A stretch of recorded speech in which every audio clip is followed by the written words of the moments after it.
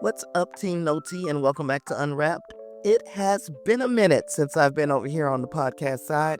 I had been dealing with a little bit of the COVID, a little bit of the whatever comes after COVID. It was some other bug, and also a little bit of the blahs. So I'm sorry for not being here, but I'm here today. So, what I jumped on very quickly to roughly talk about, and I mean rough, I don't have anything really prepared, is the behavior of the American fans at this year's Ryder Cup. Now, look, you all know, or you should know, that I am a fan of the more raucous sports, sports where crowd noise is a feature, not a bug. The idea of playing basketball or going to a football game would be to be noisy. It's almost like having an extra player when the crowd is noisy and raucous, but there is a line that should never, ever be crossed. And we are seeing this line being crossed more and more over the weeks since the NFL season started. The WNBA season has been going through its share of disrespectful guests in the house of these players, and now we're seeing it on the fairway. Crowd behavior at this Ryder Cup has gotten wild. It has crossed the line from rowdy fan support into flat out disrespect and hostility, especially targeting Team Europe's Rory McIlroy and Shane Lowry. Again, I'm not going to pretend to know anything about the sport of golf, except for it's usually very quiet while the players are sizing up their swing and then they're making their swing. And also there seems to have been just an air of decorum about golf that you have to respect. But this weekend saw a serious escalation in heckling, ranging from ugly taunts about family and body, and then also going all the way up to fans yelling profanities right as the players prepared their shots. The environment has forced additional police and security to the course, with several spectators ejected, ongoing warnings displayed across video boards to try to rein in the fans. Now, the reports are highlighting fans hurling the F word at Rory McIlroy, sometimes right as he's about to swing, and then also bombarding Shane Lowry with horrible jokes about his weight, which, by the way, Shane Lowry is just a big old solid man. Shane Lowry is fine with me. My European friends, Shane Lowry is fine with me. But anyway, at one point during all of this heckling, Lowry nearly confronted a fan in the crowd before he had to be held back by his caddy. And McIlroy, he was like, I'm not going to putt until they shut up. He made clear he just wanted basic respect. Basic respect during play. McIlroy and others said they expect the noise, they expect the rivalry, but constant interruptions, especially ones that cross into personal insults, those things have become too much. And I don't blame them. I don't blame them. Now, due to these repeated incidents, tournament officials brought in more security and state police to line the fairways and green areas where things were the most heated. The PGA of America confirmed these measures and said they would continue monitoring fan behavior, warning anyone found crossing the line would be removed. Several fans have already been ejected for their behavior and their abusive conduct, which has been what they consider an unusual step for what's supposed to be one of golf's most prestigious events. So this course, Bethpage Black, I hope I'm saying it correct. If I'm not a golf fan, so charge it to the head and not the heart. But this course in New York has always had a reputation for rowdiness, especially with a crowd that's going to bring the full New York in energy to this international event. But even people who have covered this event for years, veteran commentators, former players, are saying things this year have gotten ugly and absolutely ridiculous as this tension has been mixed with disappointment, with Team USA also losing right now, and the aftermath of a full day of drinking to create a very hostile vibe. The European squad reported that some families chose not to travel, preferring to avoid the risk of abuse from the fans. So as of late today, which is Saturday, September 27th, as of late today, security remains high. Both physical and digital warnings issued. Marshals are continuing to cool down the crowd. Players and match officials, including Team USA's Justin Thomas, have started to take a bigger role in crowd control.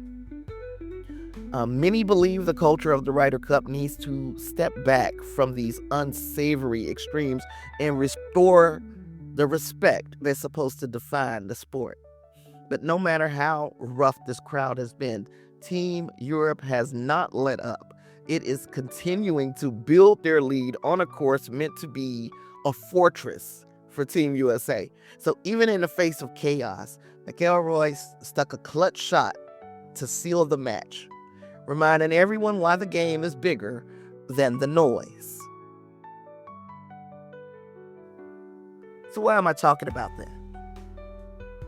Because I believe that in all of the sports that I've already mentioned, the NFL, the WNBA, and now golf, and we saw some of it in the American Open as well, in tennis, fan entitlement and the state of U.S. politics and all of its volatility both play a real part in what's happening in these sports right now.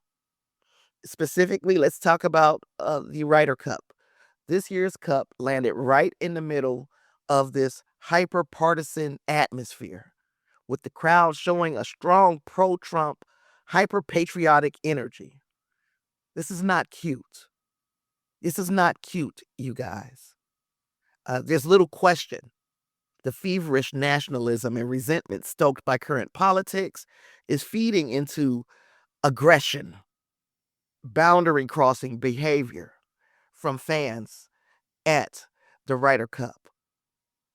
There is a trend of American spectators feeling entitled to make the event uncomfortable for visiting Europeans. They feel entitled to abuse these players who have come over here out of a love of competition and a love of the sport. They are encouraged, these fans, by a kind of my team is right, so anything goes vibe. Traditional etiquette in golf is being pushed aside, not just because the crowd wants to see their side win, but because there's a sense that showing out, being loud, being brash, being even disrespectful is almost an expectation, especially in New York. Former players, media are on social media and on other outlets openly calling out the sense of fans feeling licensed to act up.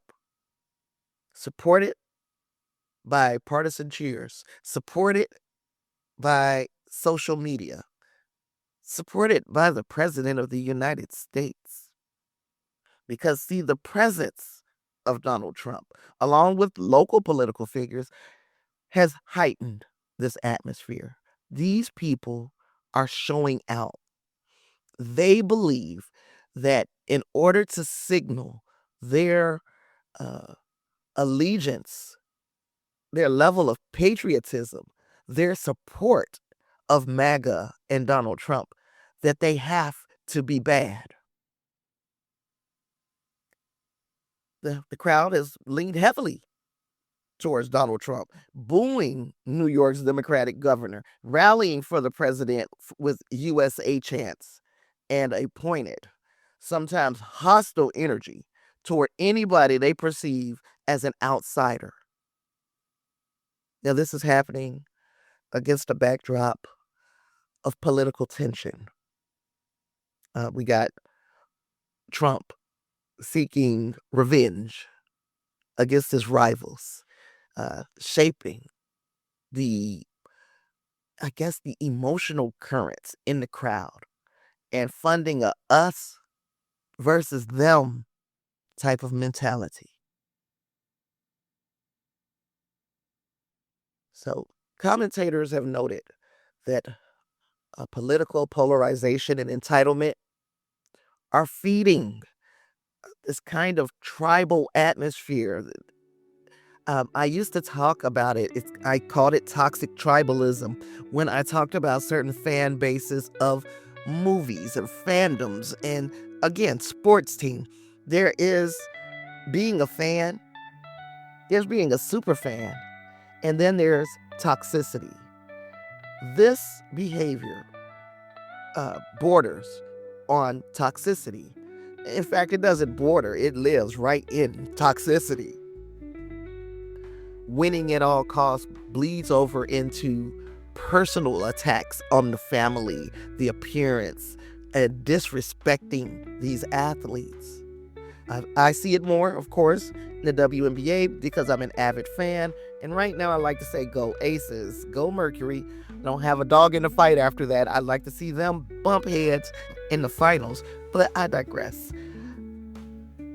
Just a week or so ago, I believe it might have been maybe a week and a half, 2 weeks ago, there was an athlete, Alicia Gray. She is a guard, one of the top players in the WNBA. And they went into what many people consider one of the more hostile environments in the WNBA as far as being an away team going into somebody else's gym and competing. They went to Indiana. Number one is where I'm from, but number two, they're tearing it up in the playoffs right now. And since the introduction of one Caitlin Clark in Indiana, things have gotten tense, and it's through no fault of Caitlin's own. But the gym has become a hostile environment, and we saw a reaction from Alicia Gray that I've never seen from this woman. From college up until now, I have never seen her react to being heckled by a fan the way that I saw her react in that last game.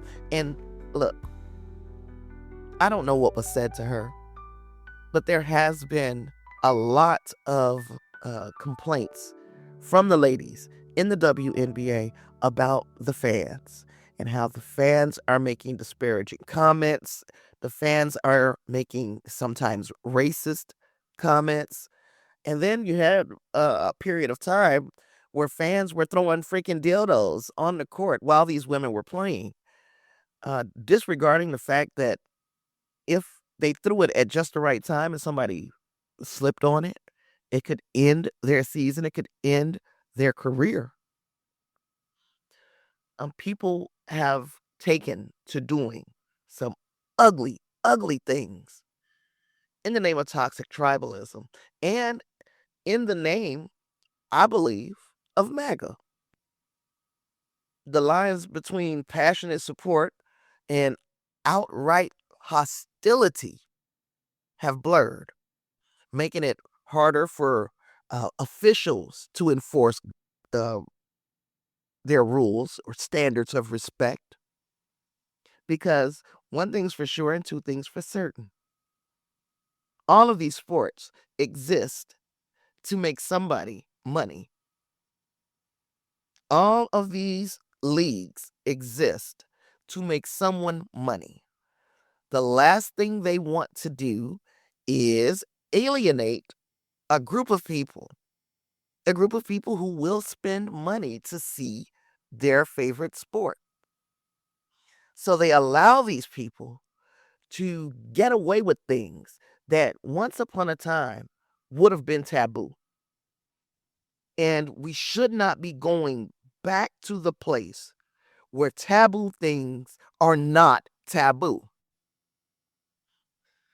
So I wanted to jump on and just share this because I did not want to sit in front of the camera again. I am not camera ready. But if the Ryder Cup, which is, again, I don't know anything about golf, don't know how it's scored, none of that. I do know that it is generally a respectful, kind of prestigious sport. The Ryder Cup, though, it's reflecting a larger national mood. Rowdy, divided, charged with political undertones, almost to the point where they're overtones. So it's not just about golf, it's about the state of American culture, sport, and the undemocratic behavior of this faction of Americans on full display. Now, before I get out of here, I have just some parting thoughts, I guess, and also an announcement. So if you get this far into this episode, you are a real one. So I want you to know what else I'm working on. And we got to get out of these echo chambers, y'all. And look, I know I live in some echo chambers. This echo chamber effect is taking us to an uncivilized era in American history. It means that by the time these fans arrive to a sporting event or any type of event in person, they have already been amped up by online debates, influencer hype. They are primed for confrontation, and that could be us too. We could find ourselves less likely to self-regulate and more likely to escalate situations that are more of a molehill than a mountain. So again, going back to the Ryder Cup, the rowdy crowd this year is not just a product of New York energy. It is not just passionate fans. It is rooted in digital tribalism that spills over into physical reality. So the aggression at major sports events is not an accident. It's fueled by social media echo chambers. It's fueled by a toxic administration that is running this country. And it's fueled by our inability to choose not to participate in foolishness. You know, those people who are out showing their entire asses at the Ryder Cup, they are being pushed to do that. They are being rewarded for extreme behavior. You know, encouraging a healthy rivalry is one thing, but they offer little space for cooling down or for mutual respect. This is a disrespectful administration and a disrespectful group of supporters. Now, if you like movies and TV, books, who doesn't, right? If you like that and you like my kind of political commentary, I have started a new podcast called Culture First, Democracy Always. It is going to drop on October 2nd of this year. So on October 2nd, you can get the first 3 episodes of Culture First, Democracy Always. It is where I am intersecting, basically, pop culture, politics, and, again, common sense. And I'm doing it through however, character studies or studies of a different movie or TV series or episode. And I try to make it a little more fun because there are lessons to be learned about democracy, about politics, about just being a good human. There are lessons to be learned everywhere. And one of my uncanny talents is uh, watching a show. And after I sit down and think about it a little while, I'm like, this show spoke a lot about this or that. For instance, this is a spoiler because one of the episodes coming up is about the Hunger Games and how our reality is starting to look more and more like the Hunger Games. So, if you think you like that type of content, go ahead and subscribe to that podcast because I keep saying October 2nd. Forget every time I say it October 2nd. It's October 1st. On October 1st, the first three episodes drop. After that, every Wednesday, a new episode will be available. And I hope you guys will give me reviews and all of that good stuff. I have enjoyed venting a bit here because this was, again, a very unprepared comments that I'm making. But I thought it is important to talk about this while it is fresh on my mind and not try to wait until I've written things down, Anywho, I hope you've enjoyed this conversation. And I enjoyed bringing you some knowledge because I don't spill tea. Y'all know I don't do tea because you deserve so much more than just tea. I'll see you in the next one.